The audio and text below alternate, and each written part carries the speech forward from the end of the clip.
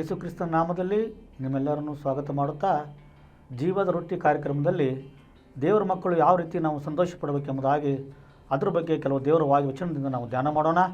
ಮೊದಲನೇದಾಗಿ ಫಿಲಿಪ್ಪನ ಬರೆದ ಪತ್ರಿಕೆ 4ನೇ ಅಧ್ಯಾಯ 4ನೇ ವಚನದಲ್ಲಿ ನೋಡುವಾಗ, ಯಾವಾಗಲೂ ಕರ್ತನಲ್ಲಿ ಸಂತೋಷಿಸಿರಿ, ಸಂತೋಷ ಪಡಿರಿ ಎಂದು ತಿರುಗಿ ಹೇಳುತ್ತೇನೆ. ದೇವರ ನಾಮಕ್ಕೆ ಸ್ತೋತ್ರವಾಗಿ ಇಲ್ಲಿ ದೇವ್ರ ವಾಕ್ಯ ಹೇಳ್ತೈತಿ, ಯಾವಾಗಲೂ ಕರ್ತನಲ್ಲಿ ಸಂತೋಷ ಪಡಬೇಕೆಂಬುದಾಗಿ.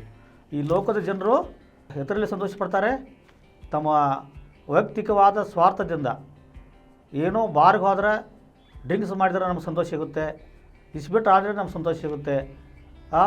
ಈ ಲೋಕದಲ್ಲಿ ಏನೋ ಅಡ್ಡದಾರಿ ಹಿಡಿದು ಹಣ ಗಳಿಸಿ ಅದರಿಂದ ನಾವು ಸಂತೋಷ ಪಡಬೇಕೆಂಬುದಾಗಿ ಈ ಲೋಕದ ಜನರು ಹೇಳ್ತಾರೆ.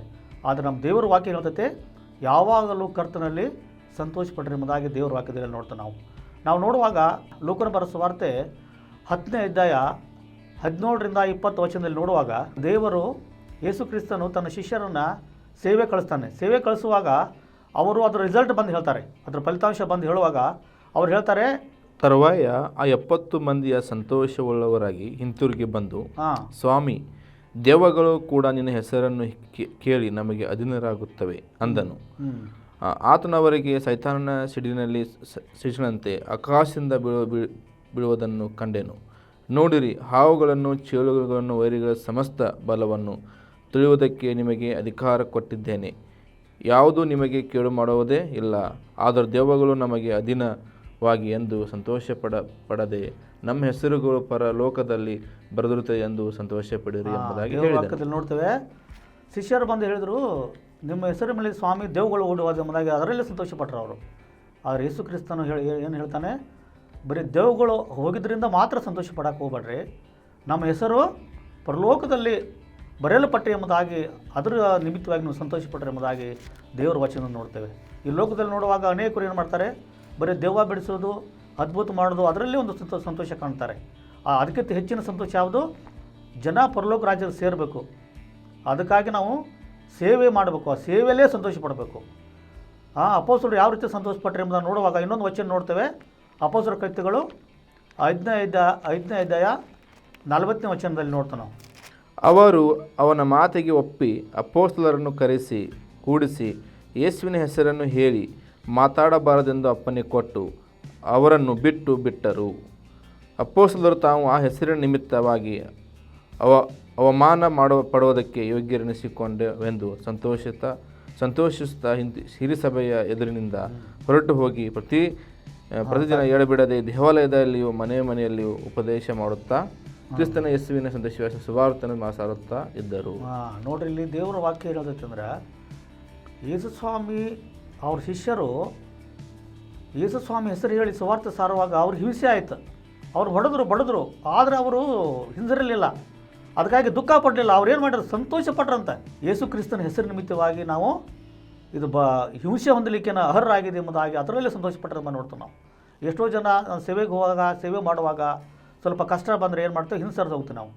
ಆದರೆ ಅಪೊಸ್ತಲರು ಏನು ಮಾಡಿದ್ರು ಅಂದರೆ, ಆ ಕರ್ತನ ಒಂದು ಪಡುವ ಪ್ರಯಾಸದಲ್ಲಿ ಕೂಡ ಅವರು ಸಂತೋಷ ಪಟ್ಟರೆ ಎಂಬುದಾಗಿ ನೋಡ್ತೀವಿ ನಾವು. ಇನ್ನೊಂದು ವಚನ ನೋಡುವಾಗ, ತನ್ನ ಹೆಗಲಿನ ಮೇಲೆ ಇಟ್ಟುಕೊಂಡ ಮನೆಗೆ ಬಂದ ಸ್ನೇಹಿತನನ್ನು ನೆರೆಯವರನ್ನು ಕೂಡಿಸಿ ಕಳೆದು ಹೋಗಿದ್ದ ಕುರಿ ಸಿಕ್ಕಿತ್ತು, ನನ್ನ ಸಂಗಡ ಸಂತೋಷಿಸಿರಿ ಎಂದು ಅವರಿಗೆ ಹೇಳಲಿಲ್ಲವೇ? ಅದರಂತೆ ದೇವರ ಕಡೆಗೆ ತಿರುಗಿಕೊಳ್ಳುವುದಕ್ಕೆ ಅವಶ್ಯವಿಲ್ಲ. ಮತ್ತೊಬ್ಬನವನು ಮಂದಿ ನೀತಿವಂತರಿಗಿಂತ ದೇವರ ಕಡೆಗೆ ತಿರುಗಿಕೊಳ್ಳುವೊಬ್ಬನು ಪಾಪಿಯು ವಿಷಯವಾಗಿ ಪರಲೋಕದಲ್ಲಿ ಸಂತೋಷ ಉಂಟಾಗುವುದೆಂದು ನಿಮಗೆ ಹೇಳುತ್ತೇನೆ. ನೋಡ್ರಿ, ದೇವರು ಏನು ಬಯಸ್ತಾರಂದ್ರೆ, ಒಬ್ಬ ಪಾಪಿ ಕ್ರಿಸ್ತನ ನಂಬಿ ಆತನ ಸ್ವಂತ ರಕ್ಷಕನ ಸ್ವೀಕಾರ ಮಾಡಿದರೆ ಅದು ಪರಲೋಕದಲ್ಲಿ ಭಾಳ ಸಂತೋಷ ಪಡ್ತೈತೆ ಎಂಬುದಾಗಿ ದೇವರು ಹೇಳ್ತೈತೆ. ನಾವು ಎದರಲ್ಲೂ ಸಂತೋಷ ಪಡ್ತೇವೆ, ಆದರೆ ಸೇವೆಯಲ್ಲಿ ಸಿಗ್ತಕ್ಕಂಥ ಒಬ್ಬ ಪಾಪಿನ ರಕ್ಷಣೆ ತರಲಿಕ್ಕೆ ನಾವು ಮಾಡುವಂಥ ಪ್ರಯಾಸದಲ್ಲಿ ದೇವರು ಸಂತೋಷ ಪಡ್ತಾನೆ ಎಂಬುದನ್ನು ನೋಡ್ತಾನೆ. ಇನ್ನೊಂದು ವಚನ ನೋಡುವಾಗ 1 ಥೆಸಲೋನಿಕ 5:16, ಯಾವಾಗಲೂ ಸಂತೋಷಿಸಿರಿ, ಎಡೆಬಿಡದೆ ಪ್ರಾರ್ಥನೆ ಮಾಡಿರಿ, ಎಲ್ಲದರಲ್ಲಿಯೂ ಕೃತಜ್ಞತಾ ಸ್ತುತಿ ಮಾಡಿರಿ. ಯಾವಾಗಲೂ ಸಂತೋಷ ಪಡ್ರಿ, ಯಾವಾಗಲೂ ಕೃತಜ್ಞತಾ ಸ್ತುತಿ ಮಾಡಿರಿ, ಯಾವಾಗಲೂ ಪ್ರಾರ್ಥನೆ ಮಾಡಿರಿ ಎಂಬುದಾಗಿ ದೇವರು ಹೇಳ್ತೈತೆ. ನಾವು ಸಂತೋಷ ಪಡಬೇಕಾದ್ರೆ ದೇವರ ವಾಕ್ಯನ ಓದಬೇಕು, ಧ್ಯಾನಿಸಬೇಕು, ಪ್ರಾರ್ಥನಾ ಮಾಡಬೇಕು.